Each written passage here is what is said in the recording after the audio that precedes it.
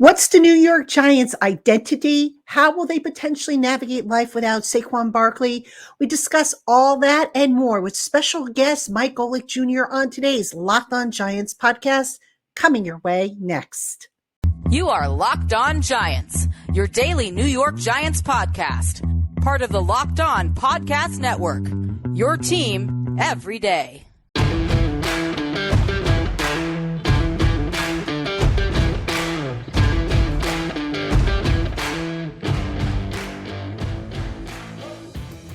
This episode of the Locked On Giants podcast is brought to you by Prize Picks. Go to prizepicks.com/LockedOnNFL and use the promo code LockedOnNFL for a first deposit match up to $100. That's prizepicks.com/LockedOnNFL for a first deposit up to $100. Hello, New York Giant fans, and welcome to another edition of the Locked On Giants podcast, part of the Locked On Podcast family, your team every day. My name is Patricia Traina, and happy to have you with us on this Wednesday, day before the New York Giants visit the San Francisco 49ers for a Thursday night football matchup. And we're going to talk about the Giants today with our special guest.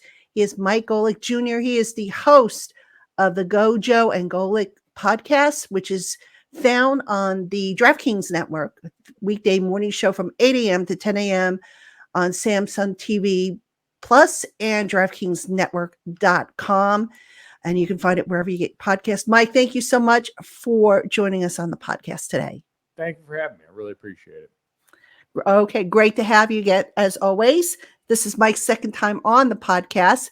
All right, Mike, let's start off with this Giants team. 2 games in, 6 quarters of football, 6 straight quarters of scoreless football. They finally break it open against the Cardinals. No idea. I have no idea what identity this team has. Do you see an identity developing with this team?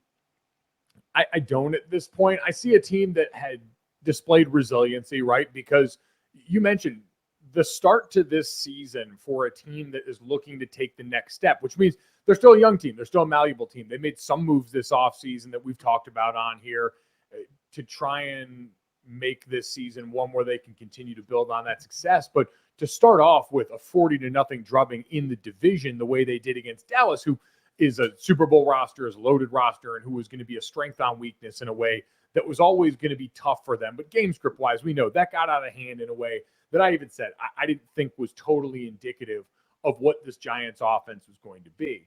But you compound that with the first half of week 2 against the team in Arizona. Listen, I think is going to prove to be a lot tougher out all year long. Jonathan Gannon can coach defense. We're going to wait to see if all the pew hand motions can translate into offense, especially for a team that seems like it's been openly tanking. But defensively, we still know what he's capable of as a coordinator and a head coach. And so I wasn't totally surprised given the 2-week sample size, but for them to be blanked in the first half, all of it tremendously humbling. So they get a lot of credit from me for battling back in that second half, one where you're also dealing with the ramifications of the Saquon Barkley injury and the effect that that's going to have on your offense. The problem is for a team that, like you said, is still searching for an identity. Who are they going to be on offense? Are they going to push more on Daniel Jones-Soldier? Are they going to try and push the ball downfield more to Jalen Hyatt, like we saw in the one of the few brief, bright moments in this game? How are you going to do that when early in the season you've got the Cowboys in week 1 and now the 49ers on a short week here, like you said, where, man, that ain't the place to go to find yourself. We saw that for Pittsburgh in week 1. This 49ers team is as complete an outfit coming back in the NFL and playing like the fullest version of themselves to start the season as any team we have in football. So unfortunately, I don't think we get any meaningful answers about the Giants on that front this week because they're going up against an opponent that is going to outmatch a lot of people, I believe the Giants included. Exactly. And we'll talk a little bit about some concerning matchups in just a minute, but I want to go back to the Saquon Barkley point you mentioned. Now, Saquon is going to be sidelined for about 3 weeks, depending on his rehab. How does that Giants offense change without Saquon in the lineup? Yeah, it's massive because despite the conversation that we've had about running backs over the course of this year, he's still one of the more talented backs in this league and versatile backs, and a team that, last year, so much of their identity had been built on the ground, and that was including, more of the under center stuff, just a hyper focus on that, even excluding Daniel Jones and his legs. He ended up being the leading rusher or the second leading rusher in this game behind Saquon Barkley after he went down. And rightly, that should be the way that you employ Daniel Jones at this juncture in his career. Yes, we all want to see him develop into a more consistent, reliable, down in and down out drop back passer. But in the meantime, he's a gifted athlete. And so to continue to use that portion of things is a lot more effective when you've got the threat of Saquon Barkley as the other guy in that backfield. Now, Matt Breida is a guy who's been around the league and certainly is respected, but he is not nearly the dynamic athletic threat that Saquon Barkley is, who also knows your offense in the way that he does and got used to the things in year one that helped make this group run. So it's a huge loss. It's a big security blanket, but also just a talented, versatile piece. And then the conversation about running backs, guys that can do as much as Saquon can, I do think in that value world are extremely valuable because of the options they present a defense when they're on field. So how can they compensate for his loss, though? I mean, obviously, Matt Breida is going to take the running back snaps, the bulk of it. But what can they do? Do they get maybe, I don't know, Jalen Hyatt more involved? Do they do, more 12 personnel? I mean, what can they do to kind of smooth over that big gap, which, they can't totally smooth it over, but try to fill it? No, they can't. And you're right. Listen, in the ideal world this year, it was always going to be, well, hey, Darren Waller, who got targeted a bunch in this game and was pretty effective overall, 6 for 76. Like, those were always the guys you wanted to see help take that next step. And Jalen Hyatt, just because of what he represents, right? A true downfield speed threat. This was a Giants team that had to sort of remake their entire receiver room on the fly last year. And so him coming in with that talent would be huge for alleviating a lot of that stress. And so I think that would certainly be a big part of that. Can the big play passing attack step up and maybe offset some of the more consistent stuff underneath? And then it's going to have to continue to be Daniel Jones' legs being a viable threat, because I pointed this out a lot when we talked about running backs like Miles Sanders from last year, running backs that are going to have to deal increasingly with the present threat of quarterback run as a reason why teams might be less inclined to pay them. When you've got a quarterback who can take off and hold the backside of a defense, that backside defensive end, that backside linebacker, with just the threat of their running as a presence, you all of a sudden have value split up in the backfield in a way that doesn't necessarily help running backs get paid, but does help them run with more open lanes. And so I think they're going to have to rely even more on Daniel's ability as a rusher, which I know scares the hell out of everyone, because obviously then you're more open to injury, the more shots you're taking in the open field. But you got to trust him to take hits off when he can, get down when he can, but also put him on display. That's a guy that we put up all those miles per hour stats about how he was running basically as fast as Lamar Jackson all the time. Let him prove that and wear it out over and over again, especially while your offensive line has been banged up at certain parts and young in others. Mike, when you look at this Giants offense, obviously it starts up front with the offensive line. The Giants, 2 weeks, two different versions of the offensive line, partially, necessary due to injury. The Andrew Thomas with the hamstring. They put a couple of young guys in there, Marcus McKethan at right guard. They put Joshua Zudu at left guard. I mean, are they playing with fire with these different combinations? Ideally, can you get away with, rotating, or is it just better to have one consistent unit if you can at all, arrange for it? Yeah, in an ideal world, you would always opt for consistency along the offensive line. I used to, back in the day at ESPN, we got a lot of access to True Media and the stat platform there, and they used to track offensive line combinations, how many snaps each particular offensive line iteration played for a team in a given year. And just anecdotally, I would look up at the end of most seasons just to see.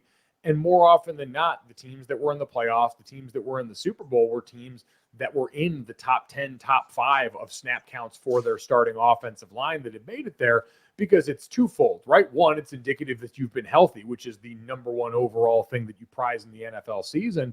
But two, also with that position in particular, the communication necessary to be successful, especially against the high-end defenses, the multiple defenses that you see now, the premium on having a group that's played a lot of time together is hard to quantify at times. Like, I remember when I was with the Saints in the offseason, Jari Evans and Zach Strief had been the offensive line on that right side for 9 years together.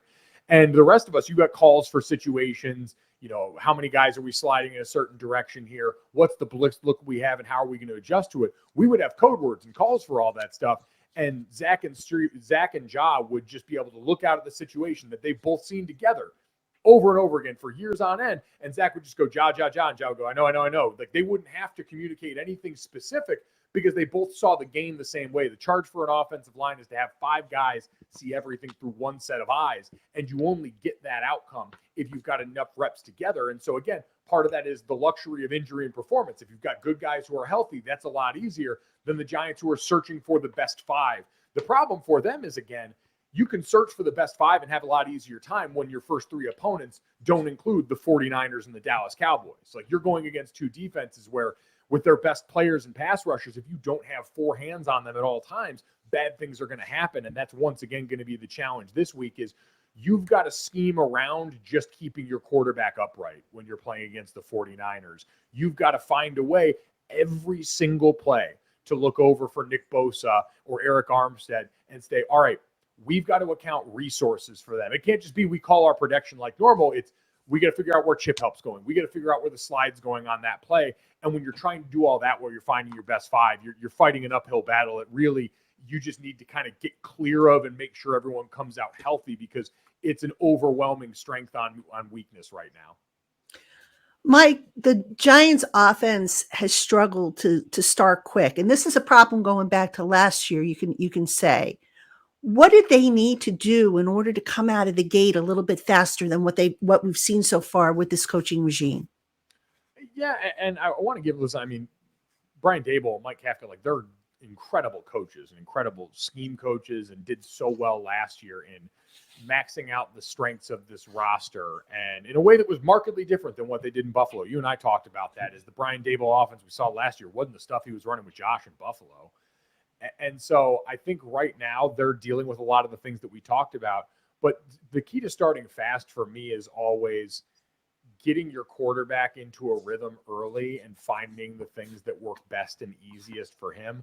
For different guys, that's early rushing attempts. For different guys, that's, hey, I need a quick completion. I need a shot. I need to get hit early. Whatever it is that your quarterback needs, I tend to start with the head of the snake and say, if you're looking for a fast start, some guys that's tempo. Can you come out and alleviate some of the stress that's caused by an offensive line that's still coming together and a skill group that you're waiting to see develop for some of the downfield stuff?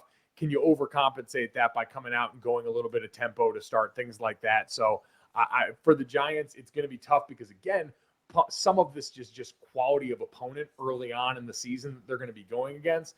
But I think as they go along now in a world without Saquon Barkley, at least consistently, we'll see, what the long-term prognosis is. It really is going to be catering to what your quarterback does best. Hey, Giant fans, our partner at eBay Motors has teamed up with Locked On Fantasy Football host Vinny Iyer to bring you some of the best fantasy picks each week all season long. Whether you're prepping for a daily draft or scouting the waiver wire, every week we're going to provide you with players that are guaranteed to fit on your roster. And if you're looking for a guaranteed fit at a bargain, Chiefs second-year running back Isaiah Pacheco hasn't delivered much to his fantasy football managers yet this season, but be sure to roll him out of the garage for plenty of production on the ground, cleaning up against a bad Bears overall defense in Week 3. Pacheco should break some chunk runs with an excellent shot to score to provide punctuation in a home blowout. And Giant fans, while Vinny Iyer from Locked On Fantasy Football helps you win your fantasy championship, know that eBay Motors knows a championship team is about each player being a perfect fit. With over 122 million parts for your number one ride or die, you can make sure your ride stays running smoothly. Brake kits, LED headlights, roof racks, bumpers, whatever your baby needs, eBay Motors has it. And with eBay's guaranteed fit, it's guaranteed to fit your ride the first time, every time, or your money back. Plus, at these prices, you're burning rubber, not cash. So keep your ride or die alive at ebay.com/motors. eBay's guaranteed fit, only available to U.S. customers, eligible items only, exclusions apply. All right, we're talking with Mike Golic Jr. He is the co-host of the GoJo and Golic podcast. And Mike, let's talk about the defense right now, because the Giants defense has gotten off to a really sluggish start as well. And we didn't really notice it as much in the Cowboys game because of the historic lopsidedness of that game. but we could kind of saw it again last week. Right now the Giants don't have any sacks. I think they're one of 8 teams as of last night at any rate without an interception. What's missing from that Giants defense that needs to just pop out and get this unit going? Well, and I think, remember, it was the lack of playmaking last year that was the story at the start of the season. I mean, how many games they went without an interception on that back end before it finally was. Just seeing the ball go through the basket once on that is such an underrated thing for a defense. And we know turnovers are wildly inconsistent year to year. It's something that you put yourself in the best position to get there, but ultimately, it sometimes factors outside of your control. I would say for them, Kayvon Thibodeau is still the guy that I look at. He came on so strong at the end of last year. You still seen him flash, get on the edge for guys at some point this year, but I think he's the guy up front. We know Sexy Dexy and everything he does for that defense up front. He's a monster in so many ways, but as far as a game changer, I think Kayvon's got to be that guy for you. And so I think some of the end season production that you got last year is going to start to have to show up sooner. And again, I know I'm beating a dead horse with this, but you played a Dallas Cowboys offense week 1 that's going to prove to be one of the best offensive lines in the NFL. You look at the tackles in that situation, recently paid Terrence Steele, Tyron Smith, who's a future Hall of Famer. That whole offensive line group, though, while they've been a little banged up to start the year at left guard, is still one of the best in football. And then now you're getting ready to go up against a 49ers team that has the best left tackle in football for the last number of years in Trent Williams, and a scheme overall that gives those guys a lot of help up front for the rest of that group too. And so this is a unique challenge because of how much east-west action the 49ers offense can give you that Shanahan's always been so adept at, and they're going to have a good plan. They know what it's like because they have to attack a great rusher in camp every day and in practice every day. So it's once again one of those things that I think some of these guys are still really good players, but I just think the matchups in the early going here, because both sides of the ball contribute to it, aren't working in favor of a team trying to find its way. When you look at this defense, does it look to you like it's still kind of playing maybe a tick or two too slow? Like they're still trying to feel each other out, feel out the schemes? Because remember, in the exhibition season, they really didn't play a whole lot, and there's no substituting live game reps in practice. You just can't do it because, you've got limitations as to you can't hit the quarterback, you can't tackle, et cetera, et cetera. So do you detect maybe that this Giants defense is playing just a tad slow at this point? Oh, absolutely. And I think that to me is one of the common threads around the NFL at this point in the season. I mean, post the 2011 CBA, where so many of the rules about on-field practice time changed, and we've seen the preseason change now, fewer games and fewer teams putting their guys out there because they're so concerned about injury. There's kind of, I think, been this quiet admission that the first quarter of the NFL season has sort of become a pseudo preseason. And I would say especially along the lines of scrimmage, where we go back to the conversation we had about how important reps are in the trenches. You just don't get as many live contact reps in those areas. And so because of that, I think we see sloppy play around the league. I mean, God, look at Monday Night Football from this past week, and defenses and offenses that, those were, I think, 3 elite defenses that we saw in the Monday Night Football doubleheader, but the offenses looked sloppy as all get off. The timing looked off for all of them. And so, I think the Giants have looked a little bit hesitant at times, a little bit step slow, but I also think that's kind of a product of the current iteration of the NFL schedule and how teams have chose to approach that. When you look up front at the front 7, a guy who's kind of been uncharacteristically quiet has been Leonard Williams. What are you seeing in his game? Does he still look hurt to you, or has his role changed? Why do you think he's kind of been, I don't want to say invisible. It could be also what they're asking of him, but he hasn't made as many impactful plays, at least, to the naked eye. Yeah, it hasn't been that same pop, but again, it's just, I guess for me, I still go back to you're basically dealing with a 1-game sample size right now, right? Because I kind of throw out the Cowboys game altogether. That game got away from them so quickly that I find it really hard. Like, we talked a lot, me and my dad, about, how do you approach that as a team after a game like that? And the thought is and we talked to Darius Slayton after that game, and he's like, we're going to watch that tape once to kind of get the things out of it that we need to, some of the corrections that need to be made. But then after that, you really kind of bury it because it's one loss, 1 week. And when it gets that out of whack that early on, nothing about the game script is something that really is going to be informative about football that's played. In the NFL, by and large, in really close margin. This isn't college football where you get blowouts like that all the time. You know this. Like it's just it's so hard to try and use that as something that we can indicate going forward. So I almost looked at that and went, all right, well, really good offensive line that was working from the ultimate position of advantage going up against this Giants defense that's looking around trying to tread water at that point based on all the defense and special team scores that you saw for Dallas on the other side.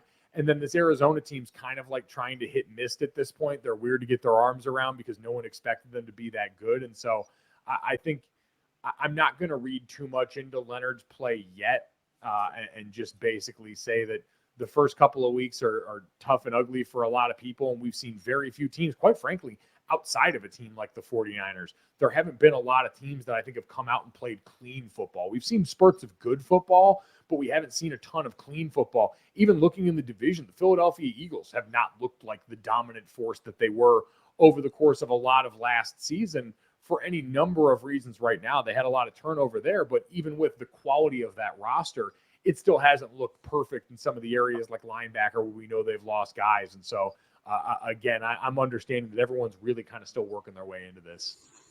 On offense, people say the Giants are missing a number one receiver, which, they could still get. But what are they missing on defense, do you think, that can put them over the top? I really just think when we talked about like having – I don't think in this league at the juncture we're at right now, there's any substitute for having a dominant pass rusher. So many of the teams that we talked about in this podcast, like, the 49ers, what we saw last night with TJ Watt and company in Pittsburgh, when you look around the league at all the best defenses, even Cleveland and Myles Garrett, like you're talking about teams that have found dominant edge rushers, at least one of them, and in some cases, multiple guys along the interior. And having someone that you've got to spend time and resources game planning against every week, I think, again, Kayvon's got that potential in him, but at that point, he's not there to where all of a sudden you're an offense, you can go out and you can run your stuff the way that you have designed. You'll have some stuff in there because this is always a league that's going to cater and game plan to what the opponent's going to do best, but it's not like those other teams yet where there are guys up front where you go and turn and watch every snap that someone's playing the Pittsburgh Steelers. If you don't have four hands on TJ Watt, you're risking your quarterback's health and safety, and you're risking the ability of that play to even get off and function. And so I think that, to me, because you've got a guy in the roster that you drafted for that purpose who's got that potential, is always the easiest place to start. Football's built from the quarterback back right now and always has been. And so you draw the line from that player to the guys that can most immediately either help or hurt that position, and you find the highest impact potential in the NFL. And that's, I think, where the easiest place to start would be. Sticking with Kayvon for a moment, a lot of expectation, a lot of, optimism about him. He's off to kind of a slow start, but to be fair, what he's being asked to do is obviously different than, say, what Micah Parsons might be asked to do or Bosa might be asked to do. But that being said, what we have seen Thibodeau being asked to do, where is he still needing to step up and kind of, get on track thus far? Consistency. I think for young players, we see the top end flashes. Those have been there. And that was what was so exciting about last year. But it's being able to do it down in, down out when you do start to garner the attention of other teams, and having a plan and not getting frustrated as you're getting attacked differently than other people and you're getting more eyes your way. Like, there is an inherent frustration with defensive players. That was always our goal. And, on the offensive side is, especially with great athletes like that, you want to throw a lot at them early so they get frustrated. Those guys are Ferraris, which means they run great until a pebble pops up into the engine. And then the minute something's a little bit off, all of a sudden you start to take some of the heat off that fastball. And so for players in his position, the challenge is, hey, all right, if people are going to be looking at me and playing me in that way, hey, I have to have the ability to mentally stay locked in and understand that eventually opportunities are going to present themselves, and then it's consistently being able to go out there and execute when you get one-on-one matchups and when you get the opportunities to do that. So, with Thibodeau, I mean, he focused on, cleaning up some of his bad plays from last year. And we saw him in training camp every day, just putting in the extra time and whatnot. So, if I'm hearing you correctly, Mike, you sense there's maybe a little frustration that's affecting the consistency, or are just people playing him a little bit differently because of that potential he brings to the game? No, I don't know if specifically there's frustration within him. While he's very candid and usually giving of information, I haven't heard or seen that from him, so I'm not going to put those words in his mouth. But I think it's just more in the approach, like it's being able to guard against that stuff when you're expected to be the number one guy on a defensive front the way they drafted. Hey, Giant fans, if you're looking for a fun and different way to play fantasy football this season, you need to check out Prize Picks. Just pick 2 or more players, predict their stats, and sit back and see how they perform. It takes less than 60 seconds to make an entry, and best of all, you can turn a few bucks into some nice cash with the right projections. Prize Picks is the #1 daily fantasy sports app, known for its quick withdrawals, easy gameplay, and wide selection of players and stat types. And they offer weekly promotions that can lead to big payouts like Taco Tuesday, when each Tuesday, Prize Picks discounts select player projections up to 25% off to provide even more value. So what are you waiting for? Go to prizepicks.com/lockedonnfl and use the promo code LOCKEDONNFL for a first deposit match up to $100. That's prizepicks.com/lockedonnfl. And that promo code is LOCKEDONNFL for your first deposit match up to $100. Prize Picks, daily fantasy sports made easy. All right, now swinging back to the offense here, I want to talk about Daniel Jones because he continues to be a lightning rod that divides the Giant fan base. You've got people who love him, and you still have people who think he's the quote-unquote trash can Dan. I'm not sure why they still feel that way, but based on what we've seen so far from Daniel Jones, I mean, I look at him and I see an offensive line that's made his life a little bit more difficult. He hasn't had the opportunity necessarily to open it up, hit some of those deep targets down the field, at least not until this past week. What do they need to do in order to get him, comfortable into a groove? And, do you see a difference in his play this year as opposed to last year? No, I kind of see we're in year 2 of the offense that's finally come here and been able to maximize to the best of his ability, right? Like he's now getting very good high-end coaching here for the second year. He's had another offseason with this team, but he's not getting protected right now in the early going. And so it's hard to truly evaluate a quarterback there.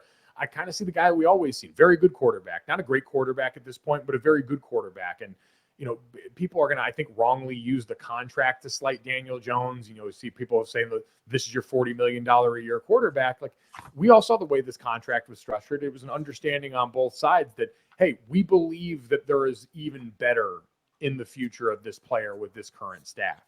And for Daniel, it's, hey, I believe I've accomplished a fair amount at the right time. You've got that great playoff run and win at the exact time where your contract's coming up. And so you've got great leverage, but we understand that he still wasn't the sole focus of that offense's success last year. And this was a team predicated on what they were doing on the ground. So this is a player that's got incredible ability, has gone out and maxed and gotten close to maxing a lot of that early, but still has a lot more he can accomplish. But quarterback's a dependent position, and he just does not, I don't think they did enough still going out in the offseason to necessarily add to weapons around that offense that were going to make life totally easier. Darren Waller is a great player, but we know injury is always a part of the conversation. And he came into the season dealing with the hamstring, so that was automatically on people's radar. But then at wide receiver around it, it's, you didn't go out and get a dominant #1 guy from anyone. And so you're still asking the quarterback to do a lot in circumstances that aren't totally ideal, especially while the O-line's banged up and young. All right, now, Mike, just kind of spinning ahead to the Thursday night game. Nobody is really giving the Giants a chance against the 49ers, who are just absolutely loaded. They're coming off an appearance in the NFC Championship game last year. But if the Giants want to at least stand toe-to-toe with the 49ers, what are some of the X factors that they need to have in this game in order to maybe give themselves a chance? Just go out there and cut it loose. Like, there's no point in coming in and trying to play too conservatively here. I would take some of those shots downfield. Obviously, anytime you're playing against the front like the 49ers, there are certain things that you always kind of have to do to try and take the bite off a defensive front like that. Screens and draws early on, make use of your quarterback's legs, anything you can try to do, like we said about Kayvon, to slow down guys that want to get upfield and raise hell. you've got to have a plan for Nick Bosa, like I said, on every single snap. If you're going to drop back and pass, you've got to say, all right, what running back are we sending over there? Are we putting a tight end on that side of the field? Are we sliding protection that way? It's got to be something, or else he's going to get home. Like he's one of those guys. You put him one-on-one, especially at this point for the Giants, where without Andrew Thomas on the field, you don't have a guy that's capable of going one-on-one with him right now. Having a plan for him on every single, offensive snap that he's going to be out there. And then defensively for them, it's, hey, try and make life difficult for the former Mr. Irrelevant, who so far has looked up to it. The problem is just picking who you stop first. And at this point, I still haven't quite figured out, because for a while with the Chiefs, you could kind of figure out, hey, if you bothered Travis Kelce at the line of scrimmage, that seemed to be the prescription for at least giving yourself a chance.